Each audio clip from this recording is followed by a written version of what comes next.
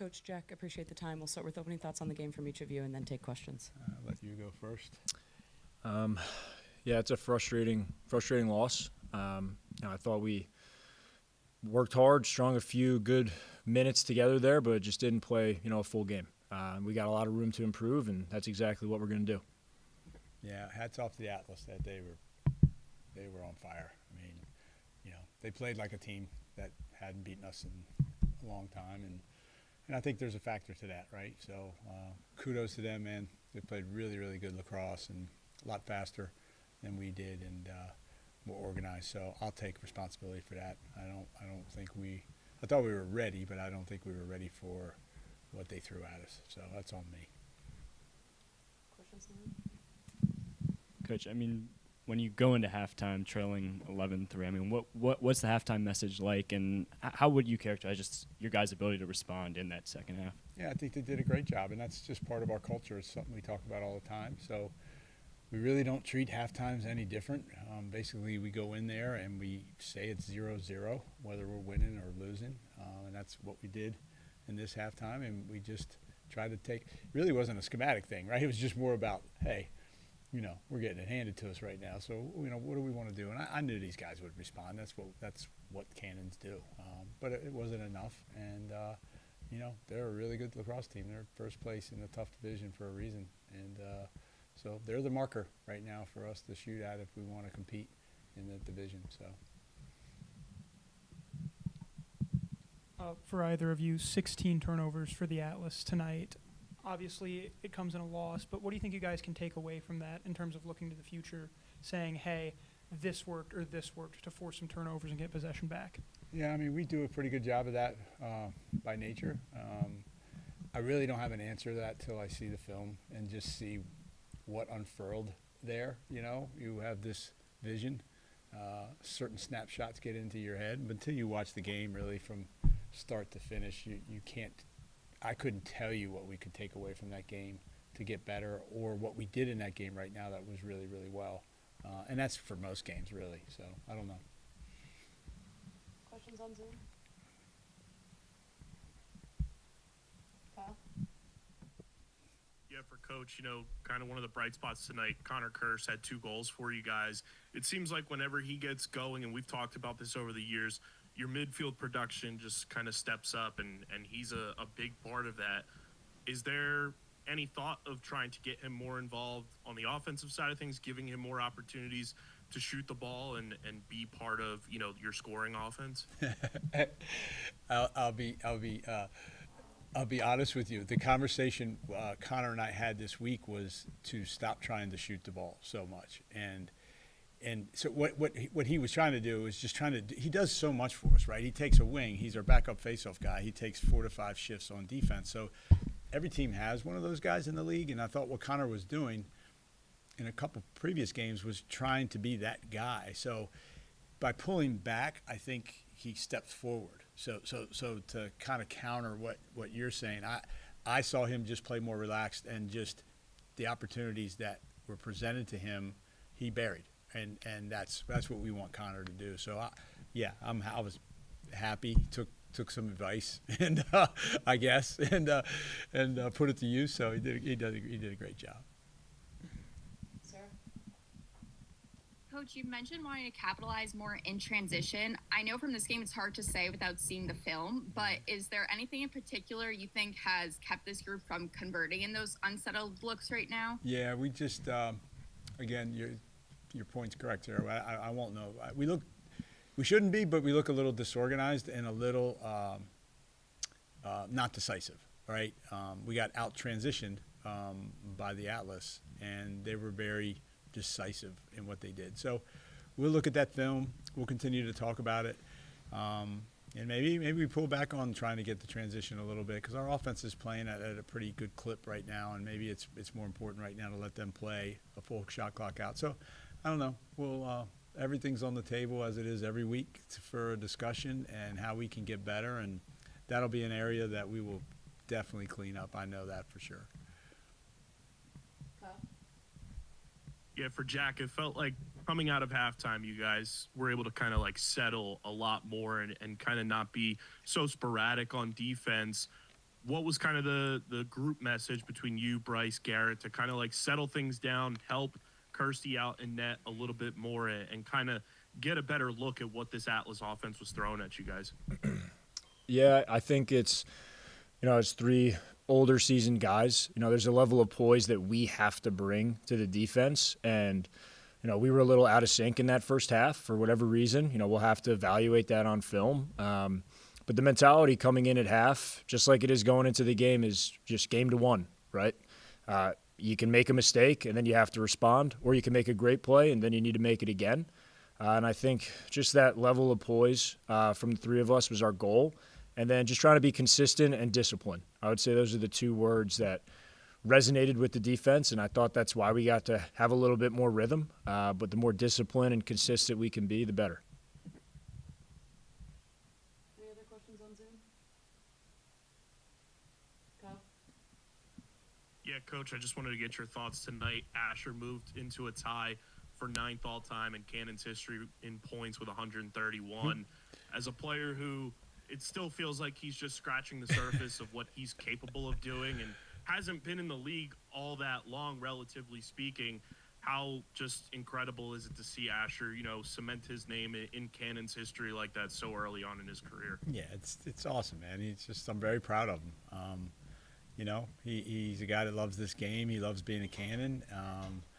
He'd be the last guy to want to talk about, kind of being in a point list. But he's the guy, right? We're gonna ride him, and he responded well, I think, tonight. I don't know what kind of points that he put up on the board, but he's a tough guy. He gets beat on mercilessly. I don't think Asher's had a penalty call against them all year, which is mind-boggling to me, but we won't go there. That's not really what the issue is, but he's willing to take a beating for his teammates, and he doesn't back down. So I'm proud of him. I'm glad he's on our team, and we're going to keep pushing forward. Obviously not the result that you want, but it's good for either of you. The first time the PLL has been in Chicago since 2019, I mean, what did you make of the atmosphere and just what you saw out there today? Yeah, I thought it was awesome. I mean, the stands are full. Coming in, that lineup of the kids, like waiting for the guys to come in. I mean, I haven't seen anything like that since Boston. I mean, and that was incredible. So, kudos to Chicago for turning out. And if we ever get back here again, I promise you, the Canons will play better and give you a better show. But I thought it was awesome. So, great job. Yeah, kind of related to that question. This is for both or either of you. You talked about coming out of halftime, goal is to be first to one, treat it like a 0-0 game.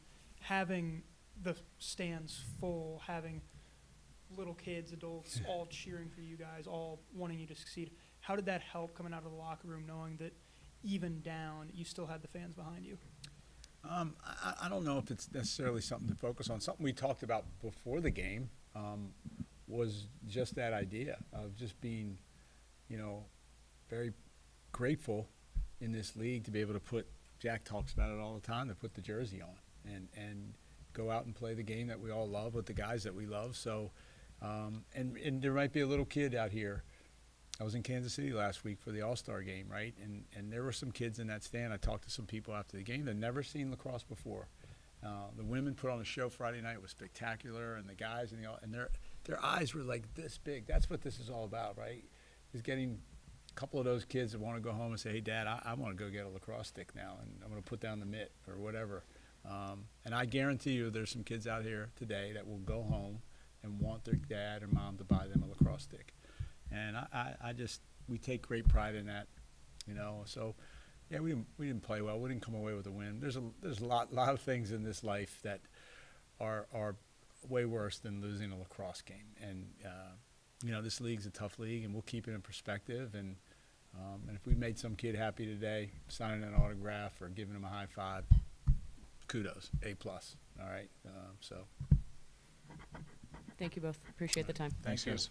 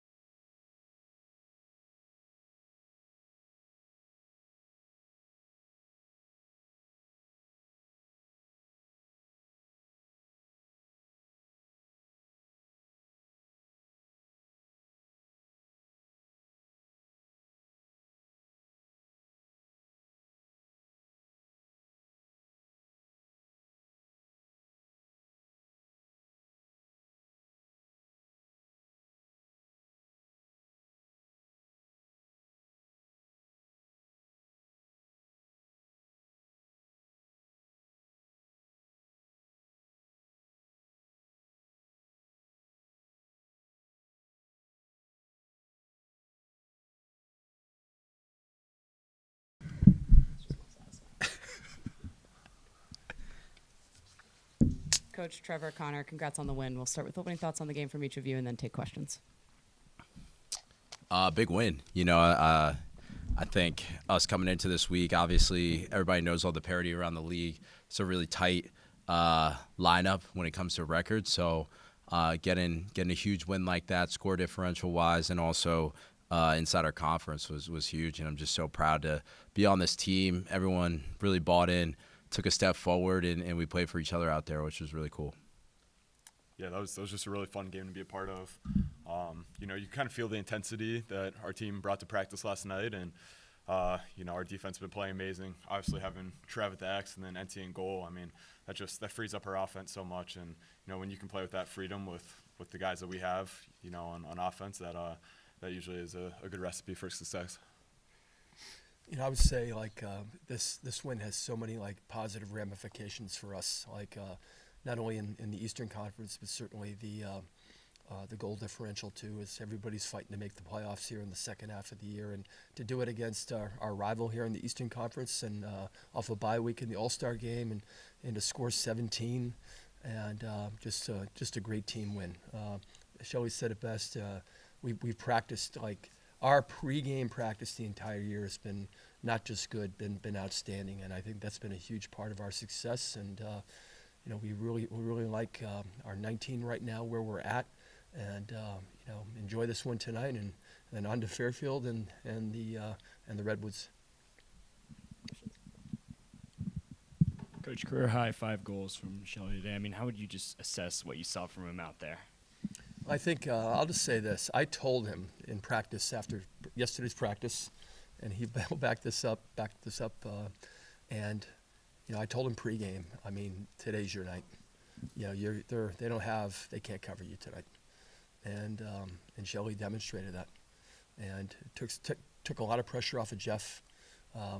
Jeff's drawn the number one, and but Shelley was one of his best games in his short career here in the PLL. Really proud of his play, his effort, and certainly the results. For Trevor, spectacular play and on the draw as usual, but also 9 ground balls. How important is it for you and the team to get those extra possessions, not only at the draw, but also with the ground balls as well? I think it's big. Obviously, lacrosse is a possession game. I think that where we really have been taking steps forward is capitalizing on those ground balls. I think that especially off the face-off with a short shot clock, you got to put pressure on the defense. And I think, we've all come together to really take steps forward in doing that. I think that's a full team effort. Questions on Zoom? Paul? Coach Pressler, after winning back in San Diego, beating Utah, and only scoring 10 goals, and now being able to put up 17 goals against the second best team in the East, what does it say about your team being able to play in almost any kind of game situation, regardless of what's thrown at you? So, what do you have to say about your team being able to respond, regardless of the situation being put in front of them? Well, here we are, 6 games into it, and we found different ways to win, kind of in each week, as you said. So that's a very positive thing for us in the second half, and certainly down the stretch. And a key play in the game is Michael Grace's 2-pointer, early on to go up, 4-0. Here we go. We got this rookie from Syracuse, and he gets upfield and he hammers this to get us going. Huge momentum boost, coming off the bye week in the All-Star game. So just so many guys contributed across the board. Fantastic effort, very good defensively, and I thought we won the middle. Trevor and Liam. You win the middle. It's redundant. You're going to be in every game, and most likely we win every game. And you hang 17, you hold a team to single digits basically to the end. That's certainly a recipe for success in the PLL. Chris? Yeah, Connor, what did you think when you heard your coach tell you that tonight was your night? What did it mean to hear that as well? Yeah, I mean, definitely, it means a lot just to have Coach Pressler, his support. I think just in general, his support the entire time that I've been a part of the Atlas. I mean, people throw around the word loyalty, and nobody personifies that more than Coach Pressler. And, just the amount of confidence he gives in everybody is pretty cool to be a part of. And then, a lot of credit just to the rest of the guys in the offense. I mean, you can't focus on one guy within our offense. It's really fun to be a part of. Yeah, for Trevor and Connor. Trev, you've talked about it as a captain on this team of kind of instilling the culture that you've wanted in this New York Atlas club for as long as you've been on the team. And, tonight you get a big win, but you also have multiple milestone moments. Connor obviously has the career high in goals. You moved into 4th place all time in career faceoff wins. Jeff Teat scores his 100th career goal. It's one of those things where it feels like you guys can celebrate a win, but also inside of that, you guys just love to celebrate the accomplishments of your teammates. What does that say about what this culture has kind of developed into, where you go out, you take care of business, but then at the end of the day too, you love celebrating the guy next to you? Yeah, I think you said it really well right there. I think that we're here to win, and I think that was our. It's funny, like I don't think all those milestones. I don't think anybody even knew that. Coming into the game, I think we came in looking to get our next W and to put our best effort out for the whole team, and I think it's just like icing on the cake, like you said, and I know that everybody rallies around everyone just being able to have success on the field, and I think milestones are a great marker of that. Coach, it's 16-12 when you last saw these guys. You effectively reversed that this time around. Were there any particular points of emphasis that you wanted to really hammer home with the team that you thought kind of played out in this particular matchup? Well, I think you go back to that game so long ago, training camp basically, and we lost Danny Logan at halftime. That was a huge setback for us, and we made some lineup changes since, and not just trying to figure this out. Trev and Danny and Jeff Teat, the captains, tell me all the time, it takes 5-6 games to figure this out, and we're still figuring it out, but we kind of like where we're at with it, and we're certainly a different team than we were 4 games ago. So thrilled to be in the second half here and in 4-2 and leading the East with a bunch of lacrosse left in the tank for our guys. Paul? Question for Trevor. Going into a face-off matchup against Boston, they tend to anticipate that you're going to win, and that kind of leads to more scrappy possessions for the face-offs. What is kind of your mindset going into that game, or going into this game plan, knowing that it's going to be a little bit more physical? You might be able to win more clamps, but it's going to really come down to ground balls and wing play. So what do you kind of communicate with your wings, kind of tell yourself to make sure that you're getting the possessions for your team?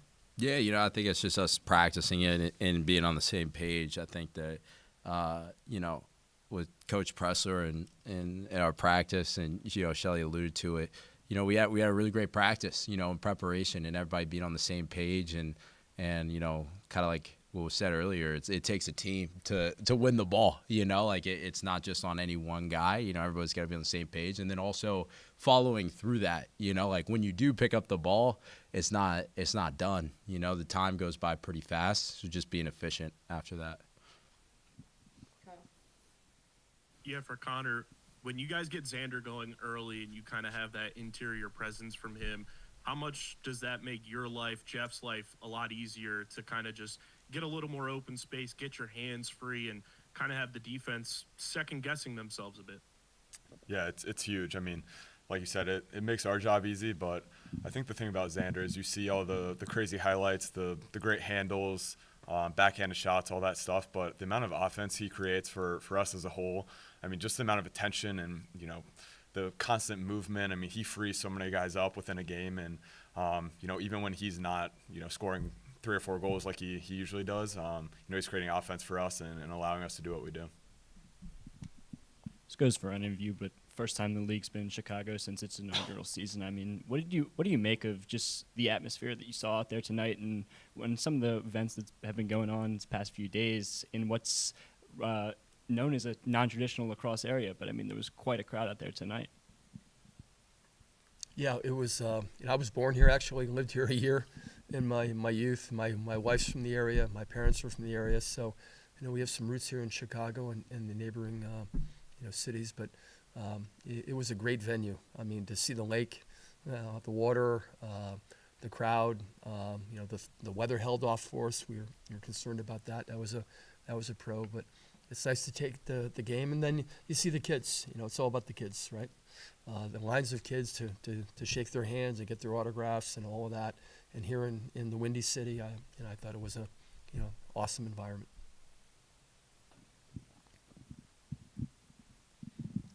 And then for the players, Coach obviously mentioned the autograph lines with the kids. What does that mean to you guys to show up to a venue like this that's, not really a lacrosse city, pretty far away from New York or from Boston, and to see, the packed stands with kids wearing New York jerseys waiting for you guys? What does that mean to you?